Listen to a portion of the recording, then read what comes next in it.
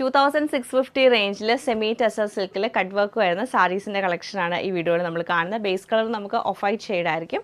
അതിൽ നമുക്ക് ഈ ചെറിയൊരു വൈറ്റ് ടോൺ കൂടെ മിക്സ് ചെയ്തിട്ട് വരുന്ന ഒരു കട്ട് വർക്ക് പാറ്റേൺ ആണ് ചെയ്തേക്കുന്നത്. മിഷൻ കട്ട് വർക്ക് ആട്ടോ ചെയ്തേക്കുന്നത്. അതിൻ്റെ നമുക്ക് ബോഡിയിലുള്ളിൽ ചെറിയ ചെറിയ എംബ്രോയ്ഡറി പാറ്റേൺ ചെയ്തിട്ടുണ്ട്.